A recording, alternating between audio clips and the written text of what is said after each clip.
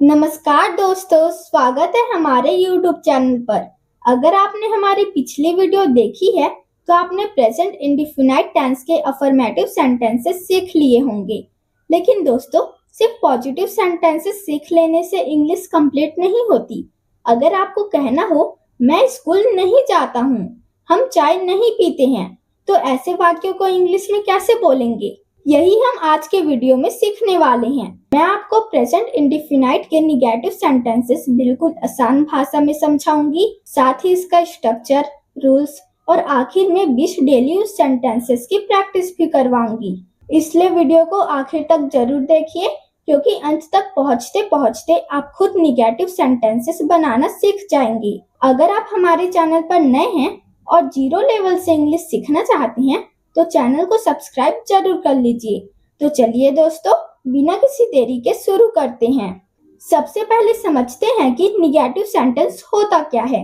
जब किसी काम के न होने की बात की जाती है तब उसे निगेटिव सेंटेंस कहते हैं, यानी ऐसे वाक्य जिनमें नहीं आता है।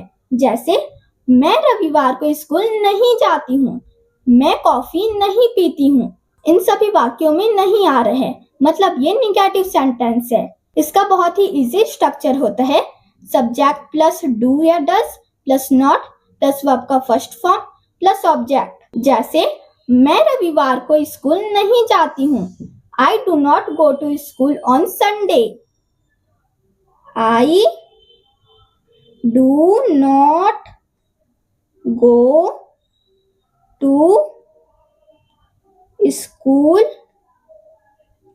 On Sunday. I do not go to school on Sunday. I का मतलब होता है मैं, डू नॉट का मतलब होता है नहीं, गो टू का मतलब होता है जाती हूँ, स्कूल का मतलब होता है स्कूल और ऑन संडे का मतलब होता है रविवार को। तो मैं रविवार को स्कूल नहीं जाती हूँ, I do not go to school on Sunday. दोस्तों, यहाँ सब्जेक्ट क्या है? आई। तो यहाँ सब्जेक्ट में आई हो गया, और डू या डस और नॉट, तो यहाँ हम डू नॉट लगाए। फिर वर्ब है तो यहाँ हम वर्ब गो टू लगाए। फिर ऑब्जेक्ट है तो ऑब्जेक्ट यहाँ स्कूल है। तो मैं रविवार को स्कूल नहीं जाती हूँ, I do not go to school on Sunday. और दोस्तों, अगर subject I you we they आए तब हम डू नॉट का यूज करेंगे, और अगर सब्जेक्ट ही सी इट या किसी एक व्यक्ति के बारे में बात करें तब हम डज नॉट का यूज करेंगे। और डू या डज के बाद हमेशा वर्ब की फर्स्ट फॉर्म आएगी। दोस्तों, बिगिनर सबसे ज्यादा गलती यही करते हैं, इसलिए इस रूल को हमेशा याद रखिए। बस आप इतना याद रखिए, I you we they do not, और जब भी ही सी इट या किसी एक व्यक्ति के बारे में बात करें तो डज नॉट का यूज करेंगे, और हमेशा वर्ब की फर्स्ट फॉर्म। तो मैं कॉफी नहीं पीती हूँ, I do not drink coffee. I do not drink coffee. I do not drink coffee. मैं कॉफी नहीं पीती हूँ। आई का मतलब होता है मैं, डू नॉट का मतलब होता है नहीं, ड्रिंक का मतलब होता है पीना, और कॉफी का मतलब होता है कॉफी। तो मैं कॉफी नहीं पीती हूँ, I do not drink coffee. दोस्तों, हमारा अगला सेंटेंस है, तुम हर दिन अंग्रेजी नहीं बोलते हो। इसकी इंग्लिश होती है, you do not speak English every day. You do not speak English every day. You do not speak English every day. You का मतलब होता है तुम, डू नॉट का मतलब होता है नहीं, स्पीक का मतलब होता है बोलना, इंग्लिश का मतलब होता है अंग्रेजी, और एवरी डे का मतलब होता है हर दिन। तो तुम हर दिन अंग्रेजी नहीं बोलते हो, you do not speak English every day. दोस्तों, यहाँ सब्जेक्ट क्या है? यू, यानी तुम, और जब भी यू आता है तब हम डू नॉट का यूज करते हैं। तो यहाँ हम डू नॉट का यूज किए, और फिर वर्ब का फर्स्ट फॉर्म, तो यहाँ हम वर्ब का फर्स्ट फॉर्म स्पीक लगाए, फिर ऑब्जेक्ट है इंग्लिश। तो तुम हर दिन अंग्रेजी नहीं बोलते हो, you do not speak English every day. तुम रात में टीवी नहीं देखते हो, इसकी इंग्लिश होती है, you do not watch TV at night. You do not watch TV at night. You do not watch TV at night. तुम रात में टीवी नहीं देखते हो. You का मतलब होता है तुम, do not का मतलब होता है नहीं, watch का मतलब होता है देखना, TV का मतलब होता है टीवी और at night का मतलब होता है रात में. तो तुम रात में टीवी नहीं देखते हो. You don't watch TV at night. दोस्तों हमारा अगला सेंटेंस है हम समय बर्बाद नहीं करते हैं. इसकी इंग्लिश होती है We do not waste time. We do not waste time. We do not waste time. हम समय बर्बाद नहीं करते हैं. We का मतलब होता है हम, do not का मतलब होता है नहीं, waste का मतलब होता है बर्बाद करना और time का मतलब होता है समय. तो हम समय बर्बाद नहीं करते हैं. We do not waste time. दोस्तों यहाँ सब्जेक्ट क्या है? हम यानी we. और जब भी we आता है तो do not लगता है. तो यहाँ हम do not का यूज किए. फिर वर्ब की फर्स्ट फॉर्म, तो यहाँ वर्ब की फर्स्ट फॉर्म waste है. फिर ऑब्जेक्ट है तो ऑब्जेक्ट टाइम है. तो हम समय बर्बाद नहीं करते हैं. We do not waste time. हम हर दिन फास्ट फूड नहीं खाते हैं. इसकी इंग्लिश होती है We do not eat fast food every day. We do not eat fast food every day. We do not eat fast food every day. हम हर दिन फास्ट फूड नहीं खाते हैं. We का मतलब होता है हम, do not का मतलब होता है नहीं, eat का मतलब होता है खाना, फास्ट फूड का मतलब होता है फास्ट फूड और एवरी डे का मतलब होता है हर दिन. तो हम हर दिन फास्ट फूड नहीं खाते हैं. We do not eat fast food every day. दोस्तों हमारा अगला सेंटेंस है वे शाम को क्रिकेट नहीं खेलते हैं. इसकी इंग्लिश होती है They do not play cricket in the evening. They do not play cricket in the evening. वे शाम को क्रिकेट नहीं खेलते हैं. They do not play cricket in the evening. दे का मतलब होता है वे, डू नॉट का मतलब होता है नहीं, प्ले का मतलब होता है खेलना, क्रिकेट का मतलब होता है क्रिकेट और इन द इवनिंग का मतलब होता है शाम को. तो वे शाम को क्रिकेट नहीं खेलते हैं. They do not play cricket in the evening. दोस्तों यहाँ सब्जेक्ट क्या है? वे यानी दे. और जब भी दे आता है तो उसके साथ डू नॉट का यूज करते हैं. तो यहाँ हम डू नॉट का यूज किए. फिर वर्ब की फर्स्ट फॉर्म, तो यहाँ वर्ब की फर्स्ट फॉर्म क्या है? प्ले है. फिर ऑब्जेक्ट है, तो यहाँ ऑब्जेक्ट क्रिकेट है. तो वे शाम को क्रिकेट नहीं खेलते हैं. They do not play cricket in the evening. वे झूठ नहीं बोलते हैं. इसकी इंग्लिश होती है they do not tell lies. They do not tell lies. They do not tell lies. वे झूठ नहीं बोलते हैं. दे का मतलब होता है वे, डू नॉट का मतलब होता है नहीं, टेल का मतलब होता है बोलना और लाइज का मतलब होता है झूठ. तो वे झूठ नहीं बोलते हैं. They do not tell lies. दोस्तों हमारा अगला सेंटेंस है वह फुटबॉल नहीं खेलता है. इसकी इंग्लिश होती है he does not play football. He does not play football. He does not play football. वह फुटबॉल नहीं खेलता है. He का मतलब होता है वह, does not का मतलब होता है नहीं, play का मतलब होता है खेलता है और फुटबॉल का मतलब होता है फुटबॉल. तो वह फुटबॉल नहीं खेलता है. He does not play football. दोस्तों यहाँ सब्जेक्ट क्या है? He है. और जब भी he आता है तो उसके साथ does not का यूज करते हैं. तो यहाँ हम does not का यूज किए. फिर वर्ब की फर्स्ट फॉर्म, तो यहाँ वर्ब की फर्स्ट फॉर्म प्ले है. फिर ऑब्जेक्ट, तो यहाँ ऑब्जेक्ट है फुटबॉल. तो वह फुटबॉल नहीं खेलता है. He does not play football. वह जल्दी नहीं उठता है। इसकी इंग्लिश होती है He does not get up early. He does not get up early. He does not get up early. वह जल्दी नहीं उठता है। He का मतलब होता है वह, does not का मतलब होता है नहीं, get up का मतलब होता है उठता है, और early का मतलब होता है जल्दी। तो वह जल्दी नहीं उठता है। He does not get up early. बहुत बढ़िया दोस्तों, अगर आप यहाँ तक पहुंच गए हैं तो समझिए कि आपने निगेटिव सेंटेंस का सबसे मुश्किल हिस्सा सीख लिया है। अब सिर्फ कुछ और सेंटेंसेस बचे हैं।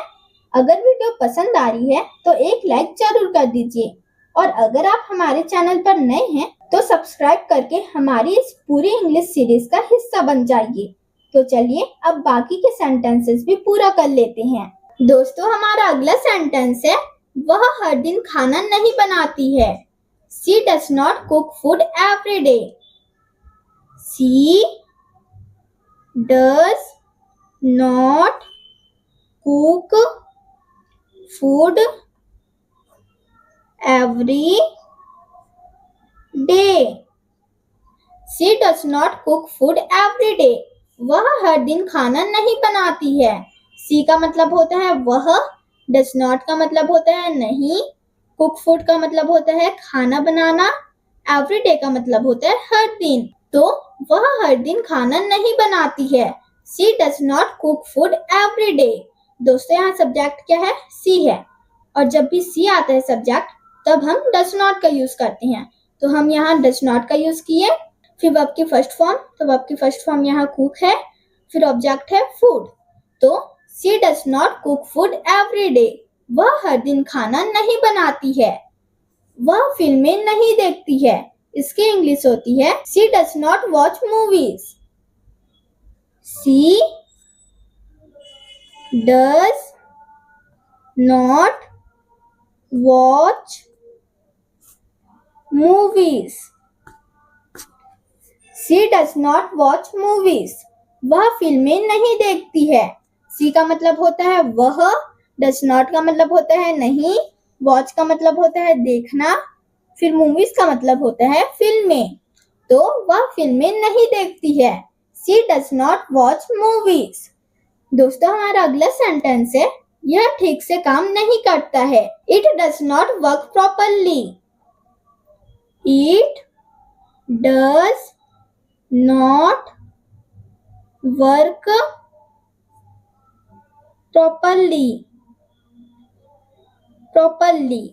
It does not work properly. यह ठीक से काम नहीं करता है। It का मतलब होता है यह, does not का मतलब होता है नहीं, work का मतलब होता है काम करना, और properly का मतलब होता है ठीक से। तो यह ठीक से काम नहीं करता है। It does not work properly. दोस्तों, यहाँ सब्जेक्ट क्या है? It है, और जब भी सब्जेक्ट it होता है तब हम does not का यूज करते हैं। तो यहाँ हम डज नॉट का यूज किए। फिर वर्ब की फर्स्ट फॉर्म, तो यहाँ वर्ब की फर्स्ट फॉर्म वर्क है, फिर ऑब्जेक्ट, तो यहाँ ऑब्जेक्ट है प्रॉपरली। तो it does not work properly. यह ठीक से काम नहीं करता है। मेरा भाई रात में पढ़ाई नहीं करता है। इसकी इंग्लिश होती है my brother does not study at night. My brother does not study at night. मेरा भाई रात में पढ़ाई नहीं करता है। My brother का मतलब होता है मेरा भाई, does not का मतलब होता है नहीं, study का मतलब होता है पढ़ाई करना, और at night का मतलब होता है रात में। तो मेरा भाई रात में पढ़ाई नहीं करता है। My brother does not study at night. दोस्तों, यहाँ सब्जेक्ट क्या है? My brother. मतलब यहाँ हम किसी एक व्यक्ति की बात कर रहे हैं, और जब भी हम किसी एक व्यक्ति की बात करते हैं तब हम डज नॉट का यूज करते हैं। तो यहाँ हम डज नॉट का यूज किए। फिर वर्ब की फर्स्ट फॉर्म, तो वर्ब की फर्स्ट फॉर्म यहाँ स्टडी है, फिर ऑब्जेक्ट, तो ऑब्जेक्ट है नाइट। तो my brother does not study at night.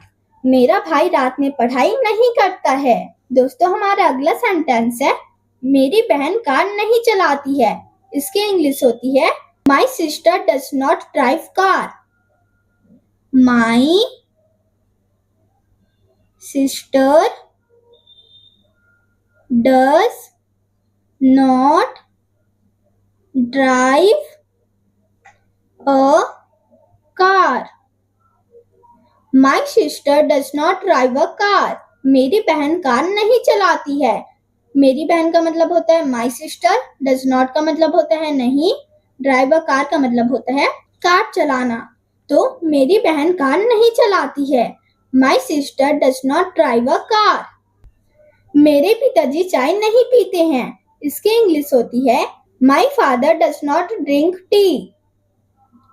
My father does not drink tea.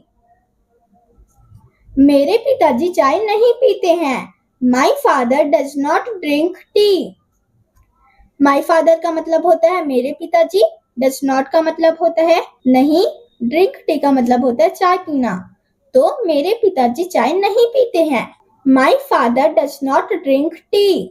दोस्तों हमारा अगला सेंटेंस है मेरी माँ गणित नहीं पढ़ाती है। इसकी इंग्लिश होती है my mother does not teach math. My mother does not teach maths. मेरी माँ गणित नहीं पढ़ाती है। My mother does not teach maths. My mother का मतलब होता है मेरी माँ, डज नॉट का मतलब होता है नहीं, टीच का मतलब होता है पढ़ाना और मैथ्स का मतलब होता है गणित।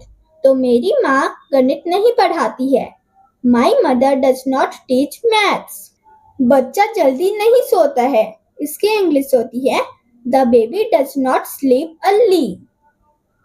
The baby does not sleep early. बच्चा जल्दी नहीं सोता है। बेबी का मतलब होता है बच्चा, डज नॉट का मतलब होता है नहीं, स्लीप का मतलब होता है सोना और अर्ली का मतलब होता है जल्दी। तो बच्चा जल्दी नहीं सोता है। The baby does not sleep early. हमारा अगला सेंटेंस है ट्रेन यहाँ नहीं रुकती है। हमारे शिक्षक देर से नहीं आते हैं। दोस्तों अब इन दोनों के इंग्लिश आप मुझे कमेंट में बनाने की ट्राई कीजिए। कॉन्ग्रेचुलेशंस दोस्तों, आज आपने प्रेजेंट इंडेफिनाइट टेंस के निगेटिव सेंटेंसेस सीख लिए। आज हमने सीखा निगेटिव सेंटेंस क्या होता है, इसकी पहचान कैसे करें, डू और डज का सही यूज, वर्ब हमेशा फर्स्ट फॉर्म में क्यों आती है और 20 डेली यूज निगेटिव सेंटेंसेस की प्रैक्टिस भी की। अब आपकी एक छोटी सी होमवर्क है, आज सीखे हुए सभी 20 सेंटेंसेस को कम से कम 3 बार जोर से बोलकर प्रैक्टिस कीजिए और कोशिश कीजिए कि उनमें से 5 सेंटेंसेस अपनी डेली लाइफ में इस्तेमाल करें। अगर वीडियो पसंद आई हो तो लाइक जरूर करें और अगर आप हमारे चैनल पर नए हैं तो सब्सक्राइब करके बेल आइकन दबा दीजिए और कमेंट में सिर्फ एक वर्ड लिखिए नेगेटिव डन, ताकि मुझे पता चले कि आपने पूरा वीडियो देखा है। अगली वीडियो में हम सीखेंगे प्रेजेंट इंडेफिनाइट के इंट्रोगेटिव सेंटेंसेस यानी क्या वाले सेंटेंसेस को। तब तक प्रैक्टिस करते रहिए, सीखते रहिए और अपनी इंग्लिश को हर दिन बेहतर बनाते रहिए। धन्यवाद दोस्तों।